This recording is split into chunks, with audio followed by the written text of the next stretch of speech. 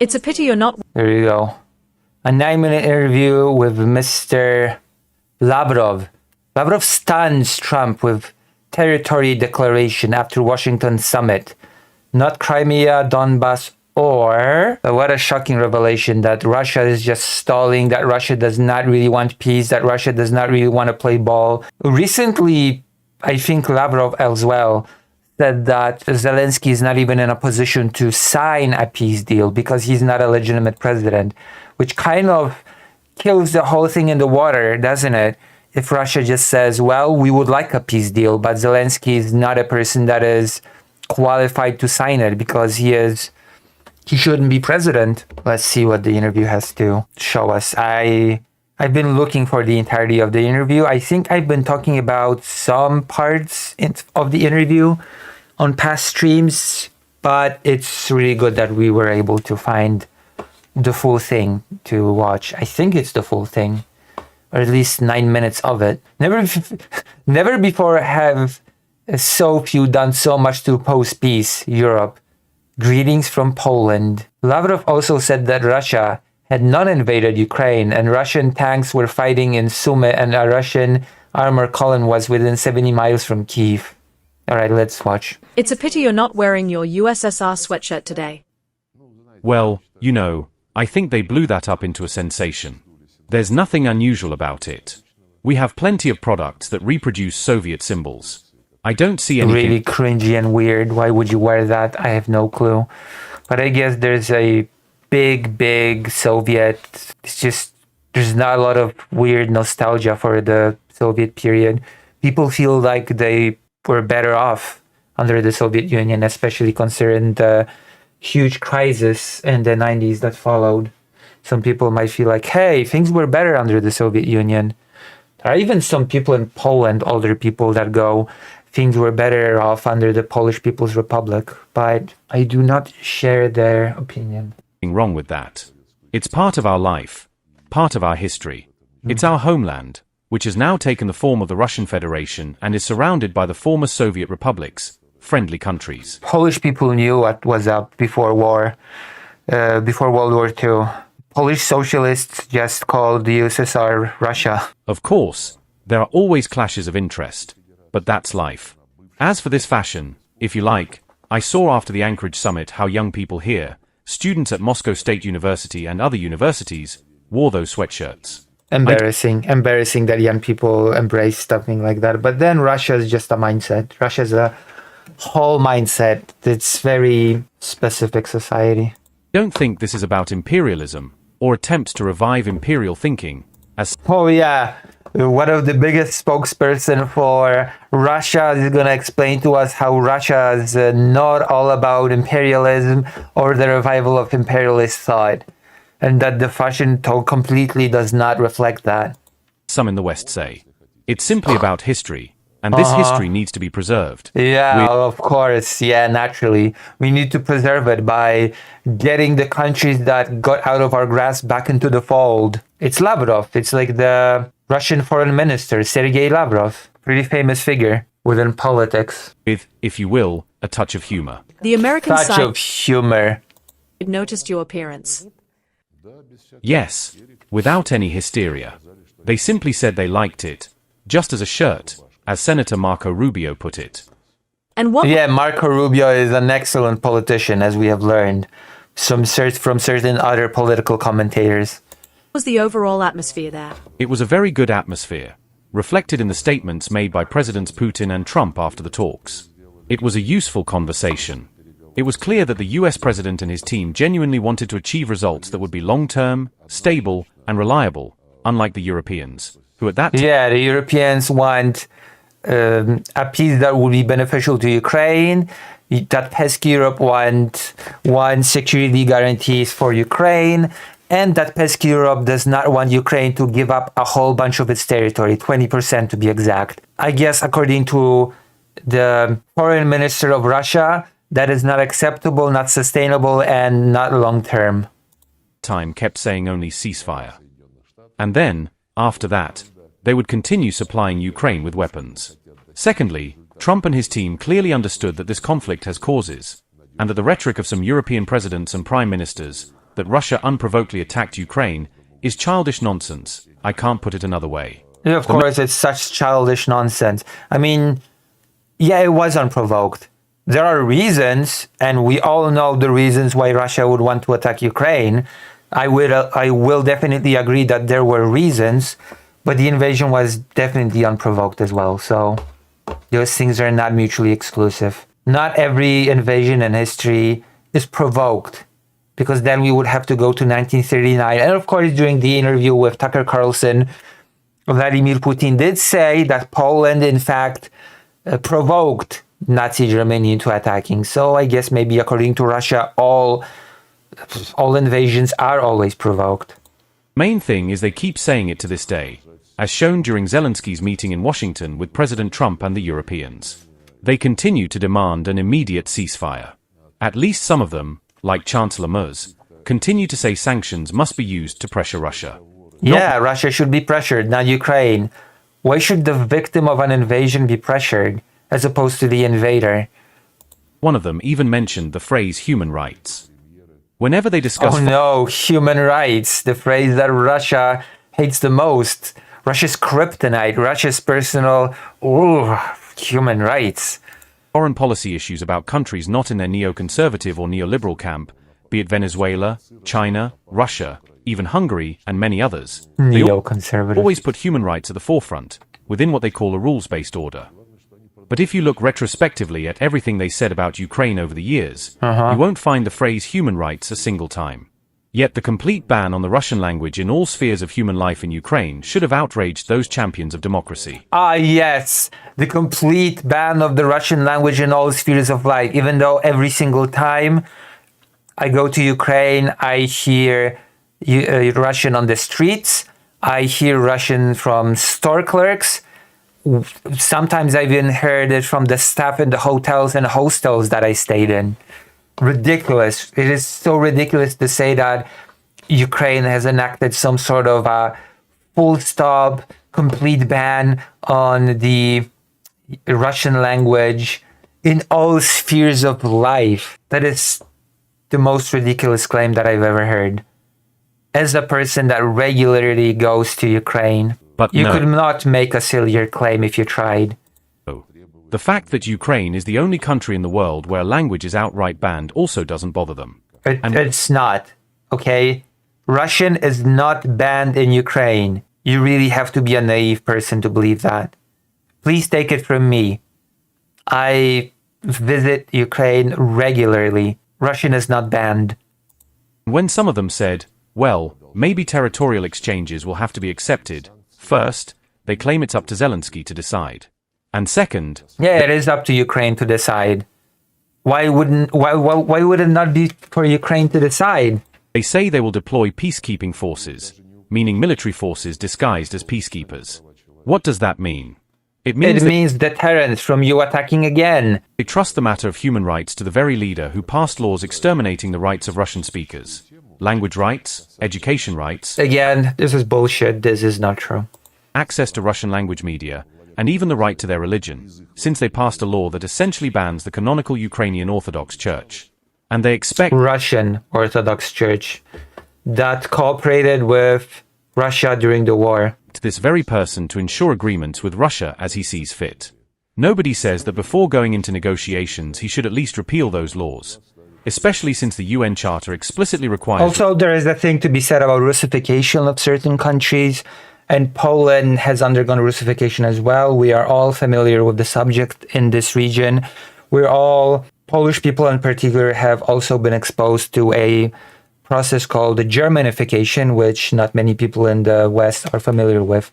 Not many people in the English-speaking languages, in the English-speaking sphere, are familiar with the fact that Russification has not only been a thing historically, but also in the continent of Europe, Germanification, very aggressive Germanification of Prussia has been a thing. Jordan has donated $5 for Fido. Thank you very much. Fido is very grateful. Fido is very grateful. So yes, there is a thing to be told about Russification, how it affected countries like Ukraine, Lithuania. Belarus is still being affected very actively by Russification, and the laws enacted to reverse it. And no, Ukraine has not pushed laws that outright banned the Russian language, but it has passed laws that has definitely prioritized Ukrainian language, which makes sense because it's Ukraine.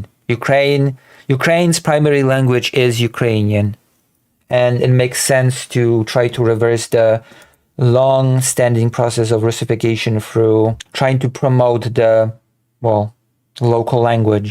Respect for human rights regardless of race, sex, language, or religion. In Ukraine, the charter is being grossly violated. Also, by the way, the truest way to ensure that minority rights are preserved, the best way to make sure that language rights are preserved for minorities is for Ukraine to join the European Union, because the European Union has baked in measures to ensure that. So I guess Mr. Minister of Foreign Affairs of Russia is just at this point advocating for Ukraine to join the European Union as fast as possible. Well, nice to know. I'm sure that is his intent in all this. In terms of language and religion. Let's not forget, Zelensky said in Washington, I'm ready to negotiate, but I won't even discuss territories, because the Constitution forbids me. Yeah, of course. What do you mean? Yeah, you cannot just swoop in, take over territory and say, oops, it's Russian now, which you also wrote into your constitution, that the territories that you've conquered in Ukraine are now Russian. That's an interesting point, because ironically, the Ukrainian constitution, despite the anti-Russian laws, still states that the government is obliged to fully protect the rights of Russians and other minorities. So if he appeals to the constitution, he should start with those very first articles. All this has been swept under the rug by people like Ursula von der Leyen, Macron, Starmer, Merz, and earlier Scholz. Yeah, of course, all these European leaders are just in the wrong. They're just conspiring against Russia. This is well known. And of course... By whom? Well known by whom? Biden and his administration have been leaders in ignoring and distorting all these facts, which actually underlie the roots of the Ukrainian crisis. Yeah, the roots are that poor Russian speakers have been so banned from existing in public sphere. I totally don't hear Russian in Ukraine. A lot of the Ukrainian soldiers totally do not communicate in Russian. It is telling that the European delegates accompanying Zelensky as a support group in Washington on August 18th all said something must be done, clearly reacting to the fact that Trump and his team, especially after the Alaska meeting, began to take a much deeper approach, realizing the root causes had to be eliminated. As Putin has repeatedly said, one of those causes is Russia's security, given that for decades... Against whom? Whom is Russia seeking security against? Its Western promises not to expand NATO eastward were consistently broken. There was no such promise. There were all the promises that people usually discuss were non-committal. They were a part of a broader conversation, a broader negotiation. During the fall of the Berlin Wall, the discussion which led to the conclusion that it is Germany's prerogative to choose which alliance it would join as a unified country. And that at that point, nobody even predicted that the Soviet Union would fall. Nobody predicted that the Soviet bloc countries would just break away. So that was not even a consideration back then. And then the impossible happened, and suddenly all the countries like Poland, Lithuania, and many others wanted to be able to feel safe from Russia and begged basically to join NATO. Putin has noted many times that despite promises, there were 5 waves of NATO expansion. And when they say, well, those promises were only verbal, that's false. These commitments were put in writing in political declarations signed at the highest level. At the 1999 OSCE there were non-committal parts of negotiations. Summit in Istanbul, and again in 2010 in Astana. They clearly said security is indivisible, that no one may strengthen their security at the expense of others, and no one can claim dominance in the OSCE area. Well, clearly Russia wants to expand its security at Russia wants to have security at the expense of others, namely Lithuania, Latvia, Poland, Ukraine, Georgia, Moldova, all these countries have to be sacrificed in the name of Russian security, I suppose. But that's okay. The rule that nobody can expand their security at the other's expense only works one way. Russia does not have to respect it in any way, shape, or form, I suppose. Never been a thing. NATO did the exact opposite. So when Washington's delegates said guarantees for Ukraine Also, it's not something that NATO did. Countries volunteered for NATO. NATO doesn't just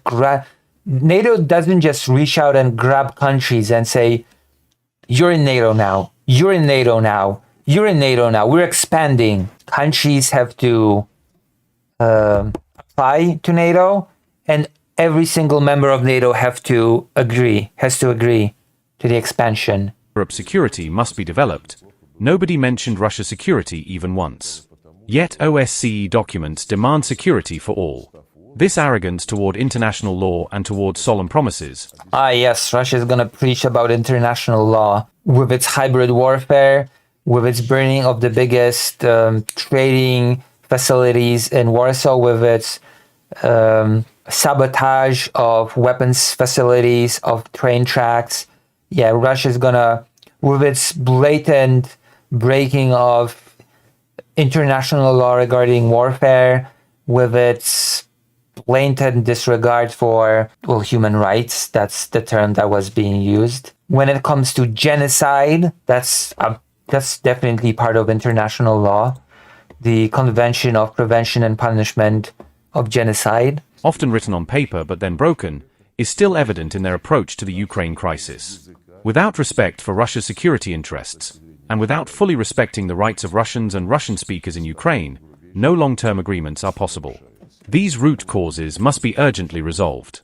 The Alaska summit showed... So I really hate that Russia always vaguely points to those root causes without being able to give any specifics, any reasonable specifics of the root causes. It's always some sort of diversion, like the Russians being banned from using Russian language, or just Russian speakers being banned from using the Russian language, which is complete nonsense.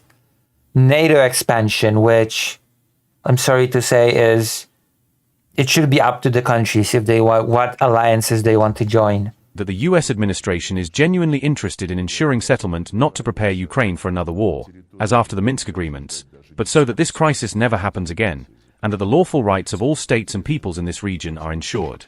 This was confirmed again. Yeah, that is really laughable coming from Russia, that does not even accept Ukraine as a state and Ukrainians as a people.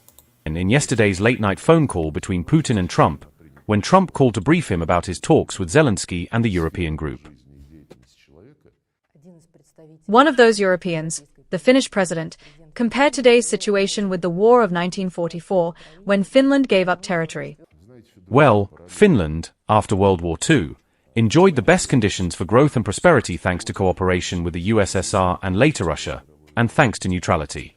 That neutrality gave Finland great benefits, until they threw them away overnight by joining NATO. And when... So what now? Is going to be some root cause to start war with Finland? Are you going to start war with Finland? Is this going to happen? Or we're going to see Russia wage war against Finland? After all, it's NATO expansion. It's something that you were highly against. Finland signed agreements with the USSR back then, it was stated they would remain neutral forever, never joining structures hostile to the other side. Yes, because countries are monoliths that can make statements that they will do X forever. That is very reasonable, and that is very completely sensible and not at all nonsensical. We will stay neutral forever. Where is that now? They joined an alliance that calls Russia an enemy. So if Yeah, because you attacked a neighbor unprovoked. Yeah, and Finland saw it and thought, hey, they could attack us unprovoked as well, so they joined NATO. You reap what you saw. We're talking about territorial changes after World War II, that's history. But we have never sought territory for its own sake, not Crimea. Yeah, I know you never sought territories for territory's sake. You sought it for its resources, for the people, especially since you're in a demographic crisis. There's always a reason why you took territory. Nobody's saying that you're taking territory for territory's sake. It's Of course, there are reasons. Of course, there are things that you can exploit from taking the territory. Mior, not Donbass, not Novorossiya. Donbass. Our goal has always been to protect the people, the Russian people who lived there for centuries, who built cities, ports, factories. Yes, it's always about weaponizing Russian minorities to take over territory. One moment, I have to calm Fido down. Because of course Fido is just doing things that he should not be doing. We'll be right back. Okay. Like he's doing something very bad. He should not be doing it. I don't like it when he does it. Nobody does. Nobody likes when Fido acts like this. Shed blood for those lands. Ukraine itself declared in 1990, before independence, that it would be permanently non-nuclear, neutral, and non-aligned. That pledge was the basis for its recognition as an independent state. If Zelensky's regime abandons neutrality, talks of NATO membership, even nuclear weapons, then the very foundations of I'm sorry, what? recognition talks of as an neutral Also, and it's non-aligned. very difficult to be neutral in the face of a very aggressive neighbor. Nobody in their right mind will just stay neutral in the face of an aggressive neighbor that wants to protect the native speakers of Russia. Fido.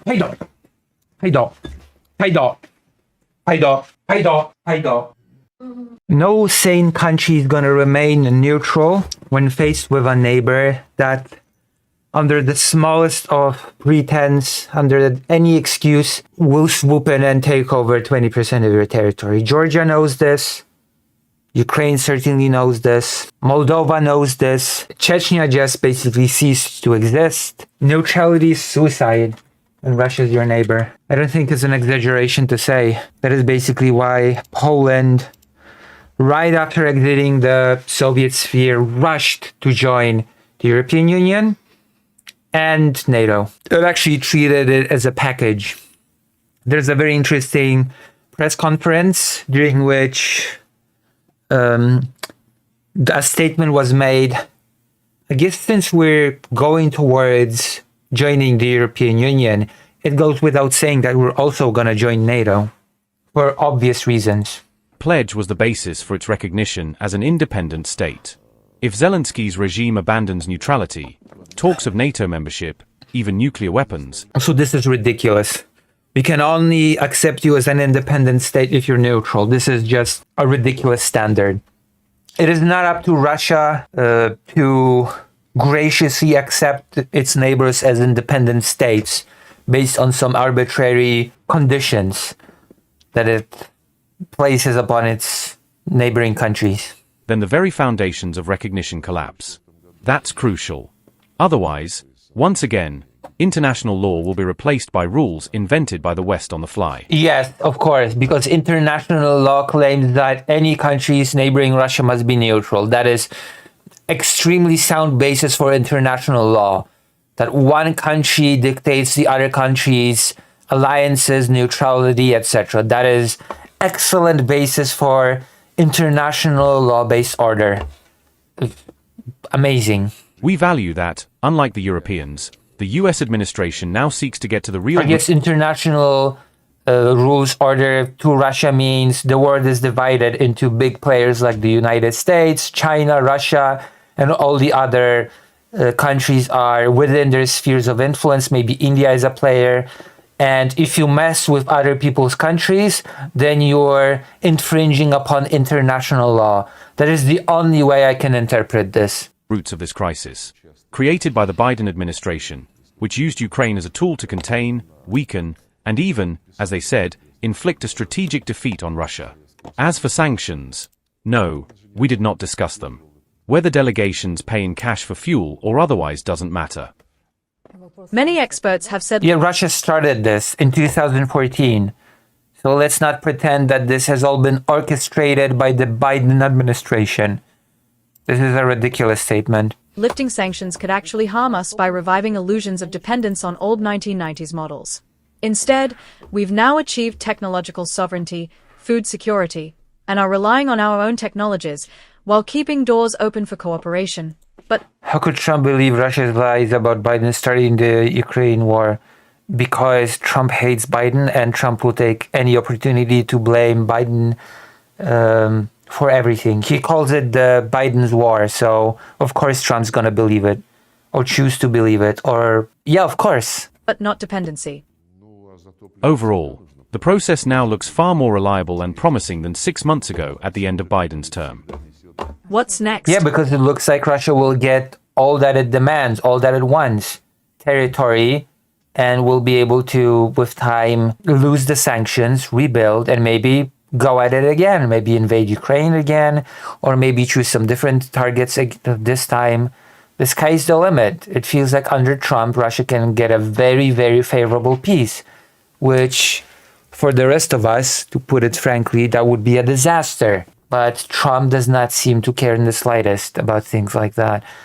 And also, he does not seem to care about what sort of precedent that creates for other nuclear powers that have their sights on neighbors' territory, like China, for example, that has territorial disputes with neighbors all around, with Vietnam, with, well, basically with Japan as well. Although Japan is not but Japan is not helpless in that regard, but I'm pretty sure Vietnam is not a nuclear power. And a bunch of other countries that China has territorial disputes with, not to mention the whole topic of Taiwan. We are open to any formats: bilateral, trilateral, multilateral. Well, you're not open to any format unless Zelensky meets you in Moscow, and by you I mean Putin. You don't agree to even a bilateral meeting, including at the UN. But they must be serious, not propaganda exercises for the morning papers or evening TV. Yeah, Russia's gonna lecture people on propaganda.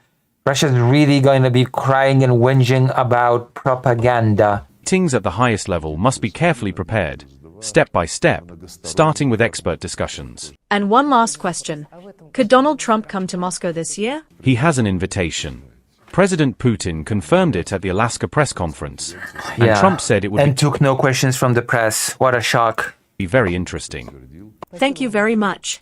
It will be interesting for everyone. Yeah, I swear to God, the only thing that Trump has managed to achieve throughout all this is to break Russia's isolation, which I truly believe should have been continued.